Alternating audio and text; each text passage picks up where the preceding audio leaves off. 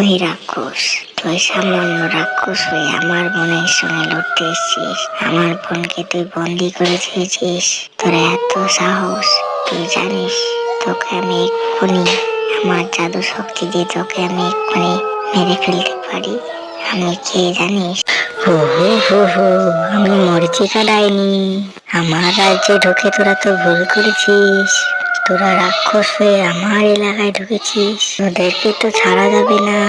তোরা যেহেতু অন্যায় করেছিস, তোদেরকে তো শাস্তি পেতেই হবে। মরিচিকা ডাইনি, আমাকে ছেড়ে দাও। তুমি, আমার কোনো দোষ নেই। তোমার বোনকে আমি বন্দি করতাম না। আমি ভেবেছিলাম তোমার বোন হয়তো এমনি কোনো একটি মানুষ, এবং তাই বলেই আমি বন্দি করেছিলাম। আমার দাদা বলেছিল মানুষের মাংস খাবে সে, এবং আমি বন্দি করতাম না। তোমার বোন তর্ক করছিল আমার সাথে, তার জন্যই আমার জাদু শক্তি দিয়ে আমি বন্দি করেছি তোমার বোনকে। তোমার বোন নিয়ে যাও। আমি আর কোনোদিন তোমার এলাকায় আসবো না। আমাকে মেরো না, আমি চলে যাচ্ছি। সেই রাক্ষসটি বাড়ি ফিরে যাচ্ছে তার দাদার সেই গুহাতে। তার দাদা তো আদেশ করেছিল একটি বাচ্চা নিয়ে যেতে, এবং সে তো পারেনি। এবার তার দাদা তো তাকেও খেয়ে নিতে পারে। সে ভয়ে ভয়ে চলে গেল তার দাদার গুহায়। তার দাদাকে সব কথা বলবে তাই বলে।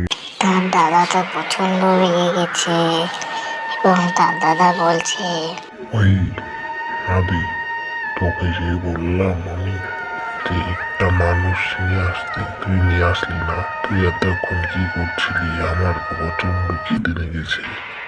আমি কি খাবো আমি জানি না। তোকে আমি বলেছিলাম কি, তুই শুনেছিস তো ভালো করে।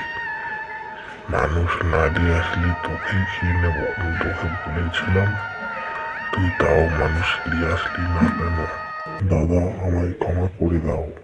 তোমার কথা শুনে আমি জঙ্গল দিয়ে যাচ্ছিলাম গ্রামের দিকে, এবং জঙ্গলে যেতে যেতে ওই কালোপুরের জঙ্গলটিতে একটি ডাইনি, সেই ডাইনিটি আমার সামনে দাঁড়িয়ে আছে।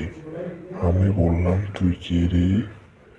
বললো, আমি ডাইনি, এবং তাই নিয়ে তাকে আমি জাদু শক্তির দ্বারাই বন্দি করেছিলাম।